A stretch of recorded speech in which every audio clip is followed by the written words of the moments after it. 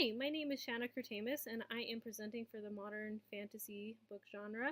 The book I chose to read was Wait Till Helen Comes by Mary Downing Hahn. This book is a ghost story, and for that reason, it's considered modern fantasy, written in a modern time setting. And because it is about ghosts, it's considered fantasy as well. So, hence modern fantasy. I loved this book. It was really exciting, and it was a book that I wouldn't normally choose to read. I am usually not into ghost stories, but as I was reading this, I was just so excited, and I couldn't wait to find out what happened at the end, and I just couldn't put it down. So I would recommend it to anyone from the fourth grade and older. I feel like children younger than that would be scared by the book. But anyways, so on with the story. It's about a 12-year-old girl named Molly, and her little stepsister named Heather, and the ghost in the story named Helen. So there are a few other characters: Molly's brother Michael, and her mother and her stepfather Dave. So in this book, Molly and Heather, they have a really strained relationship. Molly just can't stand Heather. Heather is constantly lying to try to get her siblings in trouble. She just seems to hate everything and everyone around her, and something about her just gives Molly the heebie-jeebies. She's just kind of creeped out by Heather. And so she kind of tries to avoid her stepsister. Well, at the first of the book, Molly's mother announces that they're moving, and so when they get to their new house, she realizes they are living right next to a graveyard, and that really creeps Molly out. But as if that weren't bad enough, living right next to a graveyard, she realizes that her little stepsister has this really creepy obsession with one of the tombstones. And the tombstone is of a little girl that died around 100 years ago that was the same age that Heather was when she died. And also, she has the same initials as Heather. So Heather starts making friends with this tombstone, and the rest of the family thinks it's cute. They just think that she's made this little imaginary friend. But Molly feels like there's something more. She's just really creeped out. So I'm going to read you a little excerpt from the book just to give you an idea of what's going on here.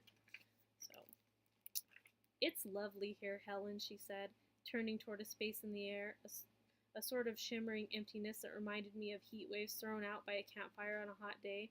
I was sure that Heather could see someone or something, that she could hear a voice speaking in the breeze. Shivering, I felt the hairs on my neck and arms rise.